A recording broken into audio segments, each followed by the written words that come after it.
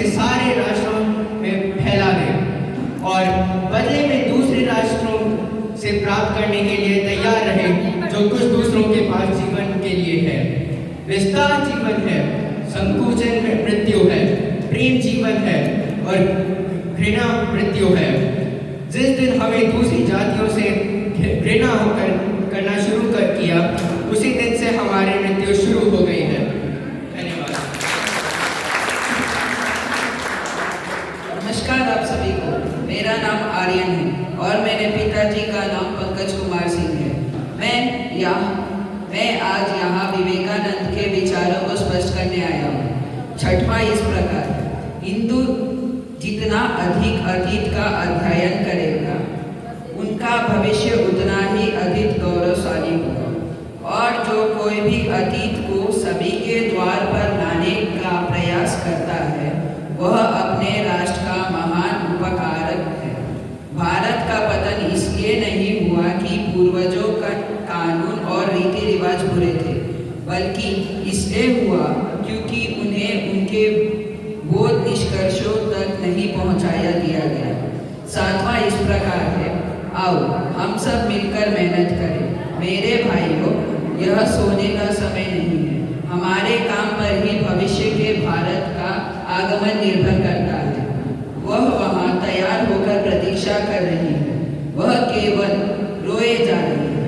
उठो और जागो और उसे अपने शाश्वत सिंहासन पर विराजमान करो, जो पहले से ही कहीं अधिक गौरवशाली है, हमारी यह मातृभूमि। धन्यवाद।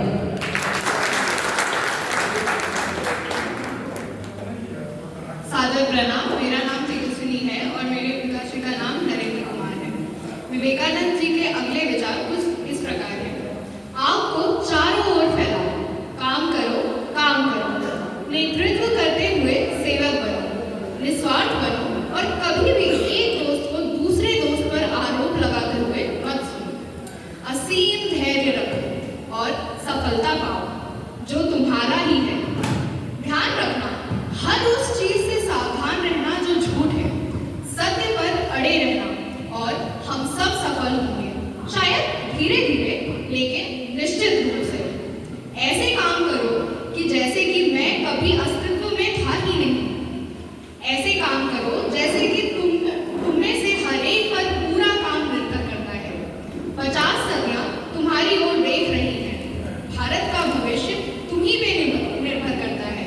काम करते रहो। नमस्कार, मेरा नाम अपूर्व कश्यप है। मेरे पिताजी का नाम सुनील कुमार कश्यप है और माता जी का नाम रीमा कश्यप है। उनकी नवी पंक्ति कुछ इस प्रकार है: दूसरों के लिए किया गया छोटा सा काम भी भीतर की शक्ति को जगा देता है। दूसरे के बारे में थोड़ा सा भी अच्छा सोचना धीरे धीरे दिल में शेर की ताकत भर देता है। मैं आप सभी से बहुत प्यार करता हूँ, लेकिन मैं चाहता कि आप सभी दूसरों के लिए काम करते हुए मुझे आपको ऐसा करके देखकर खुशी हो। उठो और अपने कंधे को पहिए के लिए प्रयोग करो। यह जीवन कितने समय का है? जब तुम इस संसार में आए हो तो अपना पीछे कुछ निशान छोड़ दो, अन्यथा तुम्हें और पेड़ों और पत्थरों में क्या अंतर है? मैं अपने अगले साथी को बुलाना चाहूंगा इस मंच पर। सभी को सादर प्रणाम। मेरा नाम वत्सल ऋषभ है और मेरे पिताजी का नाम नागेश पांडे है और मेरी माता का नाम मीना कुमारी। तो मैं अपने साथियों के बाद विवेकानंद जी के विचार को प्रस्तुत करने जा रहा हूँ। अपने आप पर विश्वास रखो। तुम लोग कभी वैदिक ऋषि थे, बस तुम अलग अलग रूपों में आए हो, बस इतना ही। वैसे दिन के उजाले की तरह साफ देख रहा हूँ कि तुम सभी में अनंत शक्ति है।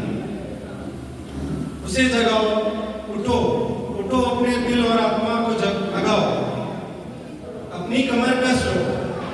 तुम धन और प्रसिद्धि का क्या करोगे जो इतनी क्षणभंगुर है? क्या तुम जानते हो कि मैं क्या सोचता हूँ? मुझे मुक्ति और अन्य उस सब की परवाह नहीं है। मेरा मिशन तुम्हारे भीतर ऐसे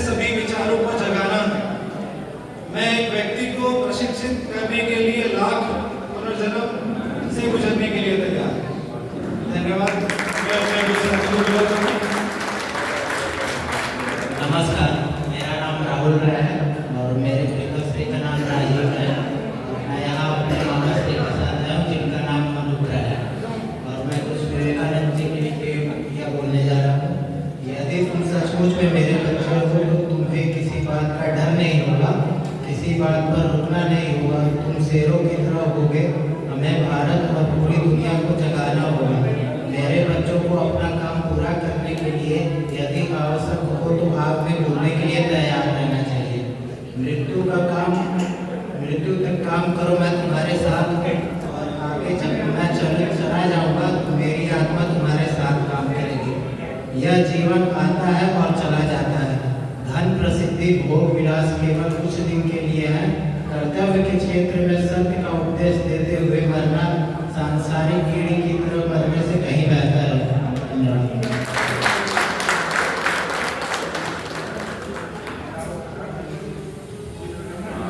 तो आपने सबने इतने अच्छे विचार सुने विवेकानंद जी के। मैं लास्ट के कुछ विचार बोल के इस पूरे परफॉर्मेंस को समाप्त करने की कोशिश करूंगा। आप सबसे एक सवाल है, क्या संख्याएं महत्वपूर्ण है किसी क्रांति के लिए? इसका सीधा जवाब है नहीं। क्या विवेकानंद जी ने अकेले नहीं शुरुआत की? क्या विवेकानंद जी के शुरुआत करने के बाद लोगों ने उनको फॉलो करना नहीं शुरू किया? हमारे इतने सारे क्रांतिकारी रहे, सबने अपने कदम अकेले शुरुआत की, उसके बाद लोगों ने उनको फॉलो करना शुरू किया, उस क्रांति के पार्टिसिपेंट्स बने। तो मैं इससे यही कहना चाहूंगा कि संख्याएं महत्वपूर्ण नहीं है। अगर आपके भीतर क्रांति करने की इच्छा है तो क्रांति की शुरुआत चंद चुने हुए लोगों द्वारा की जा सकती है।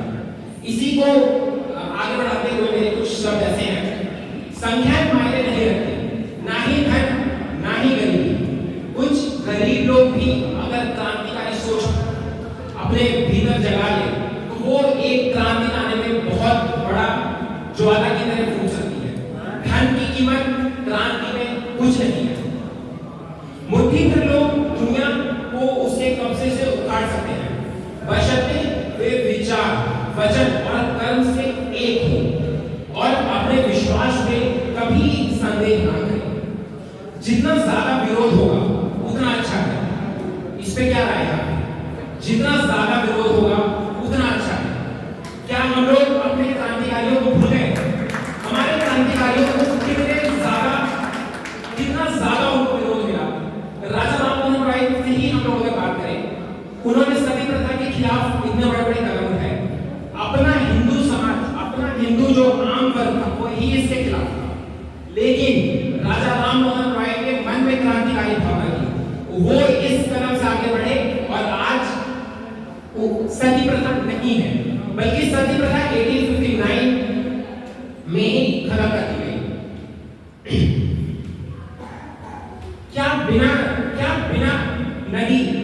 क्या नदी बिना किसी प्रभाव के, बिना किसी अड़चन के स्पीड गति नहीं पकड़ती? जी हाँ, पकड़ती है। कोई चीज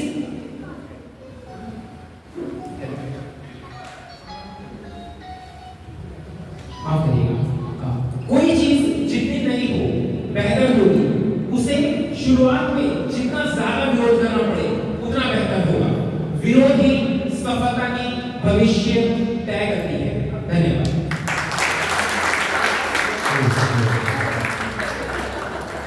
अब हम सभी पार्टिसिपेंट को विवेकानंद के लिए लड़की या करके समाप्त हो जाए, ये परंपरा जारी रहे और इस बात के लिए तो यह पुस्तक पढ़ेगा।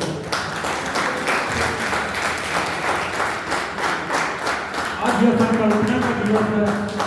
सब लोग खासकर युवा पीढ़ी स्वामी विवेकानंद, डॉक्टर और ये सब विद्वान यह सबको प्रेरित करेगा।